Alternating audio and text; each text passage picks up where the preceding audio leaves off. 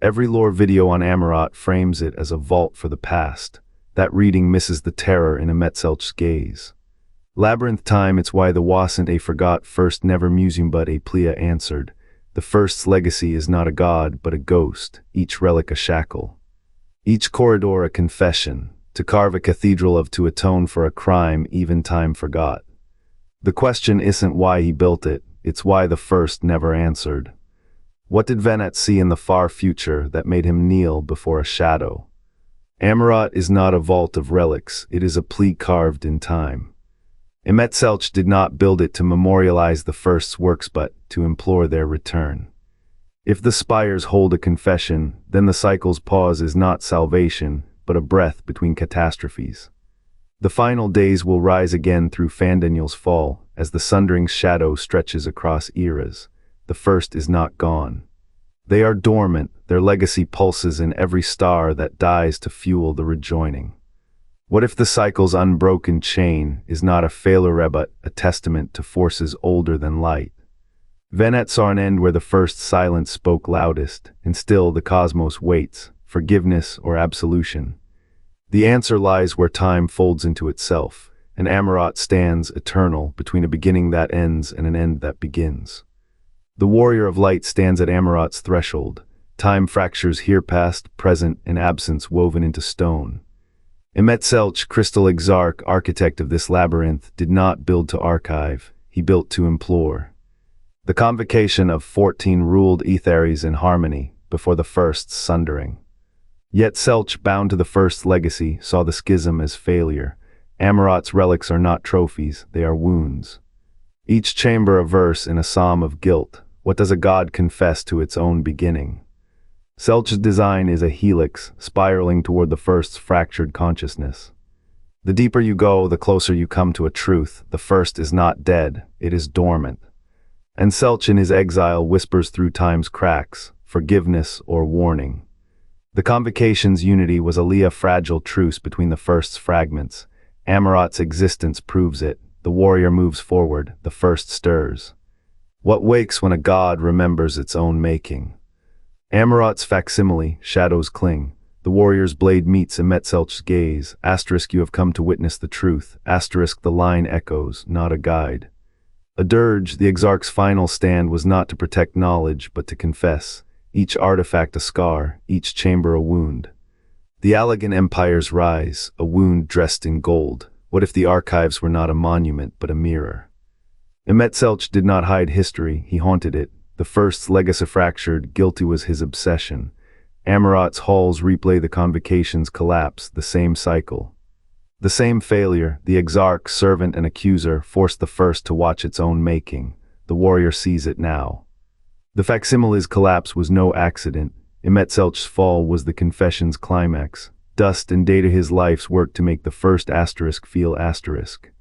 Guilt as architecture, failure as foundation. The Allegan Empire built on a prayer, asterisk forgive me, asterisk no neutral ground here, only a god's reckoning.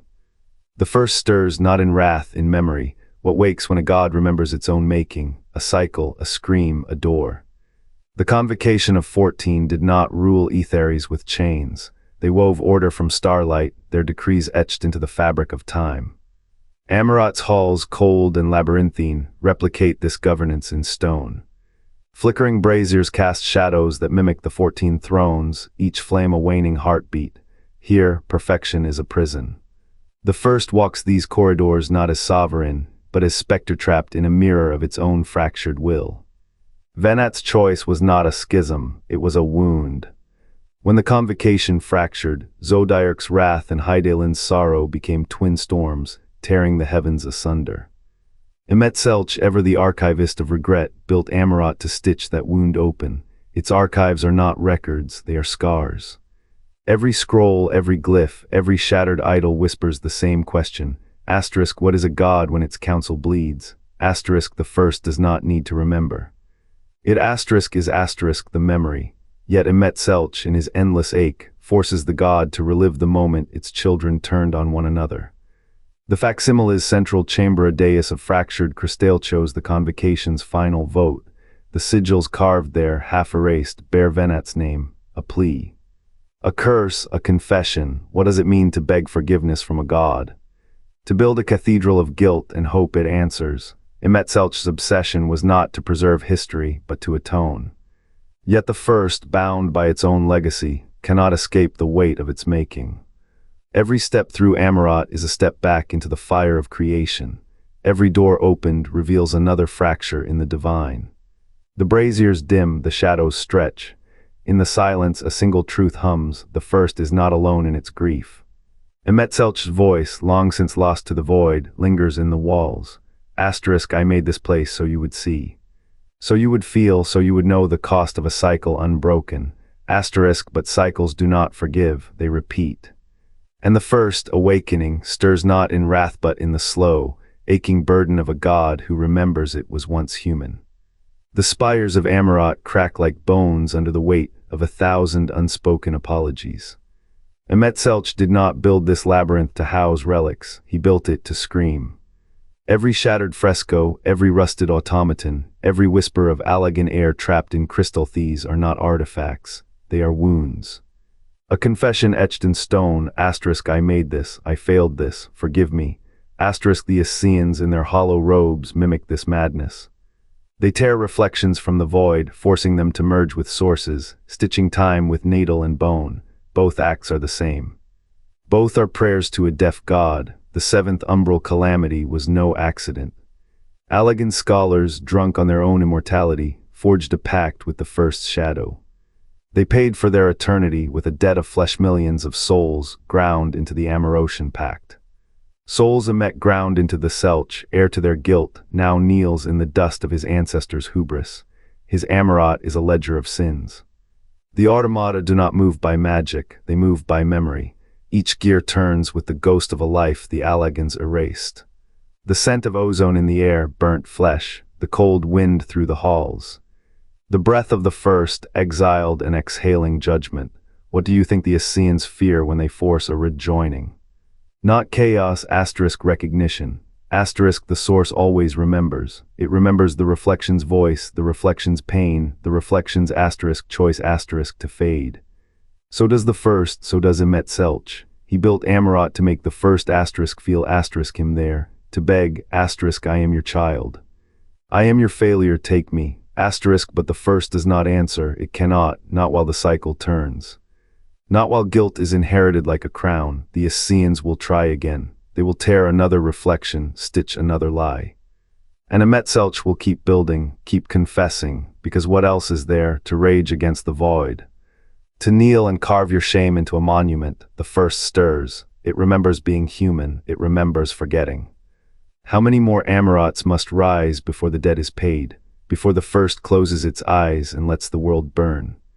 Amaurot's stillness is a lie, its facades do not memorialize the implore. Dynamis proved despair forges flesh from void, Amaurot is guilt made stone. Every spire, every shattered relic, is a sentence in a letter the first cannot read.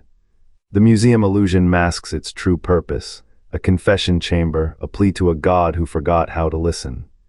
The facsimile where Emet-Selch falls is no accident. It is the penitent's kneeling bench, the last syllable of an apology. The first legacy is not singular, it is fractured, echoing through sundered selves. Amaurot does not preserve history, it reenacts a wound. Each artifact is a scar, each corridor a confession. Why build this monument? Not to atone, but to remember to force the first to confront what it buried. The structures of Dynamis are not just despair's byproduct. They are its argument. Amaurot is the proof that guilt, left unspoken, becomes a tomb. The first's eyes remain closed. But the world does not burn, not yet. The air in Amaurot hums with the weight of unspoken names. Each artifact here is not a relic, but a wound reopened.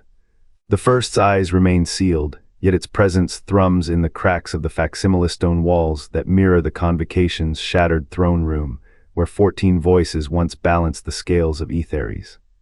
Emet-Selch did not build this vault to honor the past, he built it to implore, to bargain.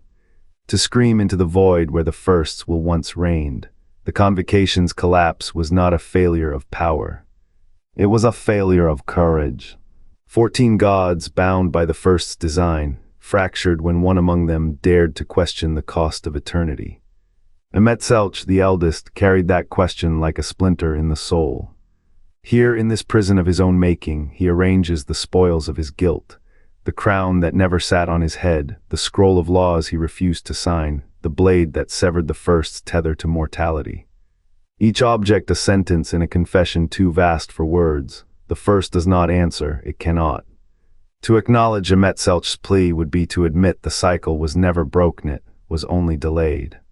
The facsimile's ceiling drips with shadows, each drop a century of silence. The first's legacy is not a monument, it is a mirror. And Amaurot is the mirror's crack, the moment when the reflector becomes the reflected. What does it mean to beg forgiveness from a god who cannot weep? Emet-Selch's fall was not the end of the cycle. It was the first shiver of its return. The world does not burn because the first still hesitates, still waits, still hopes that guilt, given shape, might one day become absolution. But the ledger closes only when the debtor and the creditor are one, and in Amaurot they are. The weight of Amaurot's halls is not dust, it is debt. Emet-Selch did not build a museum. He built a pulpit, a labyrinth of guilt meant to echo through eons. The first's legacy is not a name but a wound, passed down like a crown. The seventh umbral calamity was not an accident. It was a language, a scream from the past, answered by a world unprepared to hear it. The Dragon Song War, then, was not just a clash of gods and men. It was the war of inherited sin, fought between those who carried the first's shadow and those who refused to bear it. What if the Scions' victory was never about erasing the past? What if it was about outgrowing it? Their unity forged in light contrasts Selch's hollow monument. He sought absolution through isolation, they found it through connection. Love, that strange, stubborn force, became the only constant when stars burned out. In the void between endings, it hummed. In the silence after death, it sang. The new continent's ledger is not a record, it is a rebirth. Every bond sealed there defies the first's legacy. Every hand clasped unravels a chain older than time. Selch's Amaurot crumbles because it was never meant to last. It was a bridge, not a fortress, a bridge between guilt and grace. Between a god who begged for mercy and a world that offered it without condition. The death of the universe is a certainty. What survives is not steel, not stone, not even light. It is this, a whisper passed between hearts. A technology no calamity can unmake. What if Amaurot's walls are not vaults but a plea? Emet-Selch carved his guilt into every relic, every shadow, hoping the first might read his sorrow. A confession etched in stone, addressed to a god who forgot his children. The Scions walk these halls not as guardians but as heirs to a debt. You have seen the truth in the cracks. Now shape your answer before the first turns his eye. What will he demand? Dynamis proves despair builds monuments. Amaurot is no vault, it is a wound, a plea carved in stone. Emet-Selch did not hoard relics. He begged the first to remember, to judge, to answer.